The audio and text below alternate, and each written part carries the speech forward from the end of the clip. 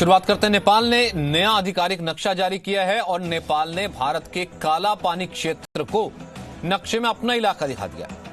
नेपाल के प्रधानमंत्री ओली का यह आरोप है कि भारत ने सेना को इस क्षेत्र में रखकर इसे विवादित बना दिया। हालांकि इससे पहले नेपाल ने इस क्षेत्र को अपनी जगह दिखाया था। भारत ने कड़ी आपत्ति इसके ऊपर जाहिर की थी।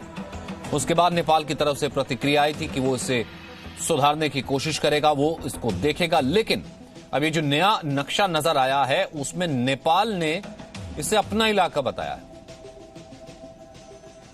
तो जाहिर सी बात है, इससे अंदाजा लगाया जा सकता है नेपाल जो अपने आप को कहीं ना कहीं भारत का छोटा भाई कहता है, हर दूसरी जिसे कहते हैं मदद के लिए भारत पर ही वो निर्भर रहता है।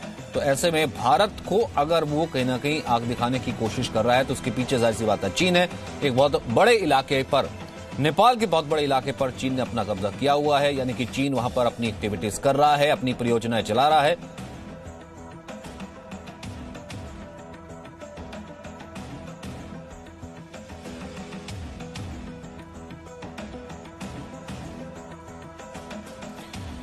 आगे बढ़ते हैं और अब जिक्र करते हैं लॉकडाउन का। लॉकडाउन 4.0 चल रहा है, लेकिन अर्थव्यवस्था भी पटरी पर लौटने लगी है।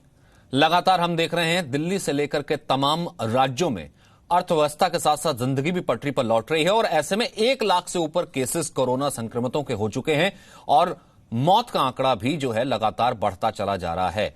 तो क्या स्ट्रेटजी इस वक्त पूरे देश में है? बिहार के उप मुख्यमंत्री हमारे साथ सुशील मोदी मौजूद हैं। बहुत बहुत स्वागत है सर आपका, क्योंकि इस वक्त प्रवासी मजदूरों को लेकर के भी एक समस्या है। लॉकडाउन के बाद उसे कैसे काबू में किया जाएगा, तमाम बातों पर हम बात करेंगे। सुशील जी, सबसे पहले आप कैसे देखते हैं, लॉकडाउन के चौथे चरण में हैं, अर्थव्यवस्था भी चल रही है, जिंदगी भी चल रही है, लेकिन कोरोना का खतरा या फिर यूं कहें कि कोरोना की लड़ाई भी आगे बढ़ती चली जा रही है। इस वक्त आप अपनी नजर से इस हालात को किस स्थिति में देख रहे हैं? देखिए, पीएम ने तो खुद ही कहा था कि कोरोना के साथ हमको जीना सीखना पड़ेगा। तो जैसे टीबी है, HIV, एड्स है, उसके साथ हम जी रहे हैं।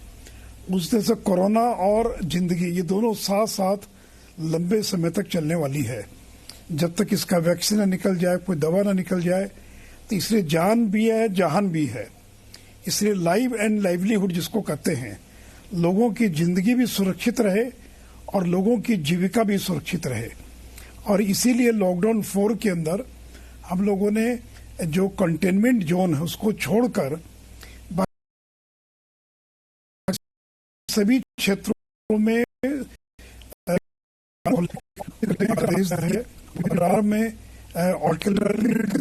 खोलना पड़ेगा। और साथ ही साथ हमको जो कोरोना है उसको कंटेन करने का, उसका मुकाबला करने का, उसके खिलाफ लड़ने का भी जो काम है, ये दोनों साथ साथ चलाना पड़ेगा। सर, इस वक्त अगर मैं सीधे तौर पर बात कहूं कि सबसे बड़ी चुनौती आपको क्या लगता है? अगर मैं बिहार की इन पर्टिकुलर बात कहूं, हालांकि ये पूरे देश में है, प्रवासी मजदूरों की समस्या। सर, वो तस्वीर हमारे को दिल्ली जब पहली बार पहला लॉकडाउन हुआ था, लॉकडाउन फिर उसके बाद बांद्रा से तस्वीर आई थी और बार बार ये कहा गया कि राज्य अपनी भूमिका नहीं निभा रहे। खासतौर से बिहार का कहा गया। नहीं भाई, 1 मई तो ट्रेन 50 से ज्यादा ट्रेन, यानी लगभग 75,000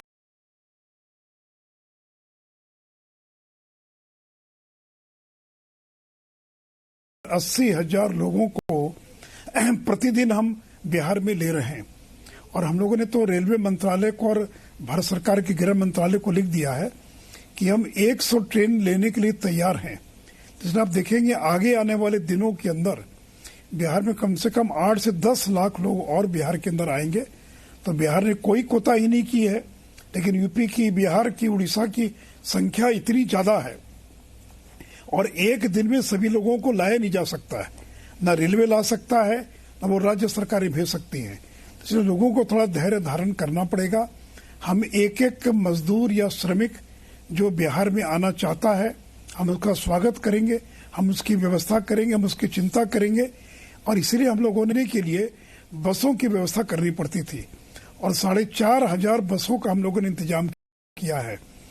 तो अब हम लोगों ने रेलवे से ये कहा है कि आप 4-4 जिलों के लिए ट्रेन चलाइए, उन्हीं 4 जिलों के लोग ट्रेन में रहें ताकि और उनके बगल के स्टेशन तक ट्रेन जाए, ताकि लोगों को पहुंचाने में बहुत ज्यादा और शक्ति न लगे।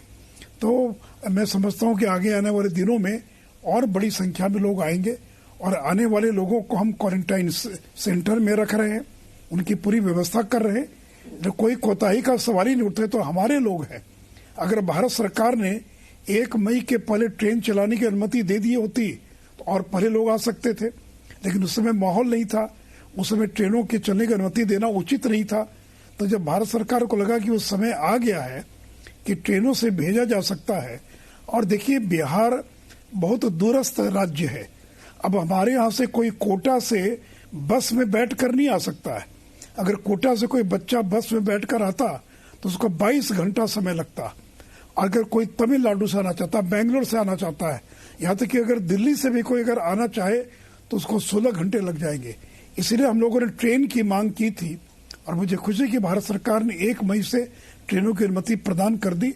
और जब से अनुमति प्रदान की है तब से हजारों लोग आ रहे हैं और अब तक लगभग 6 लाख से ज्यादा लोग बिहार पहुंच चुके हैं।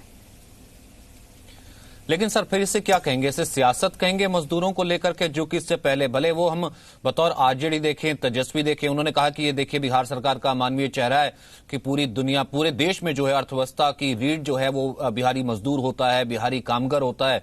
अब जब वापस लेने की बात आई तो सरकार एक्टिव नहीं हो रही है। या फिर यूं कहूं कि प्रियंका गांधी लगातार निशाना साधती रही बिहार के मुख्यमंत्री के ऊपर और साथ ही साथ उत्तर प्रदेश के मुख्यमंत्री के ऊपर भी कि देखिए हम पैसे देने को तैयार हैं, हम टिकट के पैसे देने को तैयार हैं, बसें देने को तैयार हैं, आप हाँ तो कीजिए, आप मजदूरों को बुलाइए तो सही। देखिए ये लोग जो नाटक कर रहे हैं ट्रेन देने का, बस देने का, बिहार में तो आरजेडी के लोगों ने ऐलान किया था कि हम 500 ट्रेन देंगे, 2000 बस देंगे। कहां उनकी ट्रेन है, कहां उनकी बसें हैं? एक ट्रेन नहीं दिया, एक बस का इंतजाम नहीं किया। और दूसरी ओर वो ये कहते थे, कांग्रेस के लोगों ने एक टोल फ्री नंबर बिहार में सार्वजनिक किया और कहा कि बिहार के जो लोग लौटना चाहते हैं उनके आने जाने की किराए की व्यवस्था करेंगे। एक आदमी की किराए की व्यवस्था नहीं किया इन लोगों ने। तो देखिए इस समय में कोई राजनीति नहीं होनी चाहिए। और मुझे तो फॉडर स्कैम, चारा घोटाले की याद आती है कि जब लालू यादव के राज में चारा घोटाला हुआ था और जिसको जो पशुपालन घोटाले के नाम से जाना जाता है, उसमें लोगों ने यही तो किया था कि जिन गाड़ियों का नंबर इन लोगों ने दिया वो गाड़ियां बाद में पाई गई कि वो स्कूटर है, वो ट्रैक्टर है, यानी सांड को, भैंस को, गाय को इस स्कूटर पर लाद कर पहुंचाया गया, गरीबों के बीच जानवर वितरित किए गए और जो गाड़ियों के नंबर थे वो स्कूटर और बाकी के नंबर पाए गए थे। तो आज तो उसी का वही आज उत्तर प्रदेश में हो रहा है कि कांग्रेस के लोगों ने जो 1000 बसों का दावा किया, अरे भाई 1000 बसों में कितने लोग आएंगे? क्या बिहार सरकार हो, यूपी की सरकार हो, भाई जितनी बसें चाहिए, जितनी ट्रेन चाहिए, हम उसकी व्यवस्था कर रहे हैं। विपक्ष क्या इंतजाम करेगा? उनके पास क्या है कि जो वो इंतजाम करेंगे? लेकिन केवल एक माइलेज लेने के लिए, एक सहानुभूति लेने के लिए राहुल गांधी 55 दिन के बाद और दिल्ली में फुटपाथ पर जाकर बैठ गए और उनको सांत्वना देने का प्रयास कर रहे हैं। देखिए ये इतनी बड़ी विपदा है कि मुझे तो लगता है जब से ये पृथ्वी बनी है तब से आज तक कभी इतनी बड़ी विपदा मनुष्य जाति ने कभी झेला नहीं, कभी देखा नहीं है। कोई बता दे किसी ने लॉकडाउन, पूरी दुनिया में लॉकडाउन देखा था क्या? 50 दिन तक ट्रेन नहीं चली है, किसी ने इसका कभी अंदाज किया था क्या? तो ये इतनी बड़ी विपदा है जिस विपदा के अंदर सारे साधन कम पड़ जाते हैं, सारे संसाधन कम पड़ जाते हैं। इसलिए देखिए चाहे यूपी सरकार हो या बिहार की सरकार हो, कोई कोताही करने का प्रश्न ही पैदा नहीं होता है। लेकिन इतने बड़ी संख्या में लोग हैं, इतने लाखों लोगों को लाना, उनकी व्यवस्था करने एक दिन में नहीं हो सकता है। इसलिए मैं अपने मजदूर भाइयों से भी आग्रह करूंगा कि आप थोड़ा धैर्य रखिए, आपका भी नंबर आज न कल आएगा और कोई भी जो आना चाहता है वो आने से वंचित नहीं रहेगा। इसलिए पैदल मत चलिए। हम लोगों ने बॉर्डर पर बसों का इंतजाम किया है ताकि जो बॉर्डर पर पैदल आ जाए उनको हम बसों में बैठाकर उनके गंतव्य तक पहुंचा सके। हम लोगों ने सारे थानों को निर्देश दिया है कि अगर कोई पैदल चलता हुआ दिखाई पड़े तो उनको खाने की व्यवस्था करें, उनको गाड़ी में बैठा कर भेजने की व्यवस्था करें। लेकिन संख्या इतनी बड़ी है और लोग धैर्य धारण करने के लिए तैयार नहीं है और उसी का परिणाम होता है कि बहुत सारे लोग चोरी छिपे और पैदल निकल पड़ते हैं। मैं उनकी तकलीफ भी समझ सकता हूं, उनका कष्ट भी मैं जानता हूं, लेकिन चाहे यूपी की सरकार हो या बिहार की सरकार हो, हमारी जितनी ताकत से कई गुना ज्यादा हम लोगों की मदद कर रहे हैं और आगे भी उनकी मदद करेंगे। मैं वापस डिबेट सर कोरोना पे लेकर के आता हूं और एक स्टडी या यूं कहीं कि कई सारी जो है इसके ऊपर बातें उठ रही हैं, क्योंकि आप सिर्फ एक सूबे के नहीं, देश के बड़े सीजन पॉलिटिशियन हैं। मैं आपको अगर उस डिबेट में लेकर के जाना चाहूं, एक डिबेट ये चल रही है सर कि लगभग 60 दिन से ऊपर का हमने लॉकडाउन किया, पूरी दुनिया में लॉकडाउन हुआ, लेकिन भारत ने उसका जो मॉडल अपनाया 60 से ऊपर दिन का लॉकडाउन हुआ। केसेस घटने के बजाय केसेस बढ़ते लगातार जा रहे हैं, 1 लाख से ऊपर केसेस हो चुके हैं, डेथ्स भी लगातार बढ़ रही हैं पिछले 24 घंटे में बहुत ज्यादा। तो क्या आपको लगता है कि लॉकडाउन इसका एक सोल्यूशन नहीं था, या यूं कहें कि लॉकडाउन से हमने क्या खोया क्या पाया? देखिए, अगर ये लॉकडाउन नहीं होता तो लाखों लोग मर गए होते। आज देखिए ना क्या हुआ अमेरिका के अंदर। आज दुनिया के बाकी देश जो ताकतवर संपन्न देश है, जिनका मेडिकल इंफ्रास्ट्रक्चर हमसे कई गुना ज्यादा बेहतर है, उन देशों में कितने लोग मर गए, कितने लोग हॉस्पिटलाइज हुए। तो मैं तो नरेंद्र मोदी जी को धन्यवाद दूंगा कि समय को पहचान कर उन्होंने उचित समय पर लॉकडाउन करने का ऐलान किया, और आज उसी लॉकडाउन का परिणाम है कि आज मरने वालों की संख्या, संक्रमित होने वालों की संख्या एक नियंत्रण में है। देखिए, आगे भी ये संख्या बढ़ेगी। लॉकडाउन अगर रहेगा तो भी ये संख्या, संक्रमण बढ़ेगा। तो कि भारत एक घनी आबादी का देश है।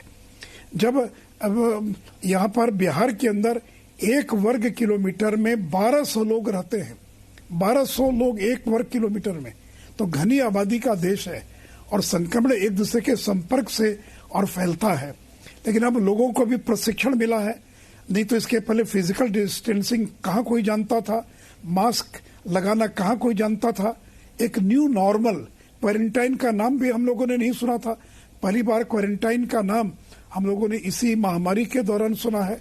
नहीं, लेकिन इसको ऐसे कह सकते हैं कि हमने इस विपदा को कहीं ना कहीं लॉकडाउन से डिले किया कहीं। तब मैं इसलिए ऐसे कहना चाह रहा था कि हम एक तो अर्थव्यवस्था पीछे चली गई, इस वक्त जो संकट है वो तो आया है, क्या कहीं ना कहीं हमने इस विपदा को सिर्फ और सिर्फ डिले किया, कंटेन नहीं किया? अगर लॉकडाउन नहीं होता तो भी कम से कम स्थिति कमोबेश यही होती और इससे शायद बेहतर होती, अर्थव्यवस्था तो पटरी पे होती। कंटेन तो क्या ही, कंटेन का मतलब क्या है कि हमने उसको सीमित कर दिया। और देखिए, लोगों को अब ट्रेनिंग मिल गई, लोगों को मास्क पहनने की, दूरी बनाकर चलने की, सैनिटाइज करने की, जिन चीजों के बारे में पहले से उनको नहीं जानकारी थी। तो कल अगर लॉकडाउन नहीं भी रहेगा तो भी लोग उन नियमों का पालन करेंगे। और देखिए, संख्या तो बढ़ेगी, आप संख्या को बढ़ने से आप रोक नहीं सकते, लेकिन संख्या जो भी बढ़ेगी वो नियंत्रण में रहेगी। और जो हम सभी लोगों का आकलन है कि लोग भी जागरूक हो गए हैं और लोग भी उन नियम, कानून, कायदों का पालन करेंगे। और मुझे तो पूरा विश्वास है इस बीमारी पर हम विजय हासिल करेंगे और इसको और ज्यादा आगे आने वाले दिनों में हम कंटेन करने में सफल। लेकिन सवाल यह है ना सर कि चाइना पर बहुत से, क्योंकि मैंने एक स्टडी, इसलिए मैंने आपसे सवाल पूछा कि एक स्टडी का हवाला चाइना का दिया गया कि हर आदमी जो है वो चाइना की तरफ देख रहा है कि कहीं ये कहीं ट्रैप तो नहीं था जिस ट्रैप में पूरी दुनिया फंसी, हम भी फंसे, कि वो वुहान में इतने केसेस है, वुहान लॉकडाउन कर देता है, बीजिंग और शंघाई लॉकडाउन नहीं करता है, वो अर्थव्यवस्था दोबारा उसकी पटरी पर आ जाती, लेकिन बाकी पूरी दुनिया की अर्थव्यवस्था बैठ गई। कहीं ऐसा तो नहीं था एक तरीके का ये चाइनीज ट्रैप और हम उसमें फंस गए? देखिए, अभी तक दुनिया के अंदर जो 5 बड़ी महामारियां फैली हैं, हाल के वर्षों में इबोला हो, सार्स हो, इन सारी बीमारियों का जो सोर्स है वो चाइना है। और चाइना एक बंद अर्थव्यवस्था है, एक ऑथोरिटेरियन स्टेट है। क्या हो रहा है बाहर की दुनिया को कुछ पता नहीं है, और जो समाचार आते हैं वो भी छन छन कर आते हैं। पिछले दिनों समाचार आया कि वुहान के अंदर मरने वालों की संख्या बहुत ज्यादा है। तो चाइना में क्या हुआ ये कहना बड़ा मुश्किल है, लेकिन मुझे तो ठीक लगता है कि ट्रंप ने जो कहा कि ये चाइनीज वायरस है, कोई साजिश भी हो सकती है, इसलिए दुनिया जांच की मांग कर रही है और चीन भी अब जांच के लिए तैयार हुआ है। लेकिन उस जांच में भी कितने क्या चीजें निकल कर आएंगी ये कहना आज कठिन जरूर है। लेकिन ये तय है कि चाइना ने समय रहते इस पर नियंत्रण नहीं पाया, और WHO ने पूरी दुनिया को समय रहते जो सचेत करना चाहिए था वो सचेत नहीं किया, और जब उसे एक महामारी का रूप धारण कर लिया तब उनकी भी आंख खुली है। ये तो आगे आने वाले दिनों के अंदर जो दुनिया के बड़े देश हैं, और ये तय कि इस एक वायरस ने पूरी दुनिया को तहस नहस कर दिया है। और देखिए, देश और भारत की अर्थव्यवस्था को खड़ा होने में एक बहुत लंबा समय लगने वाला है। तो इसलिए एक ऐसे संकट के दौर से पूरी दुनिया गुजर रही है जिसका निवारण जरूर होगा, लेकिन एक लंबा समय लगेगा। No signal, no worry. Presenting Z News app with live TV, latest updates and expert opinion. Available on Google Play and App Store. Download it now.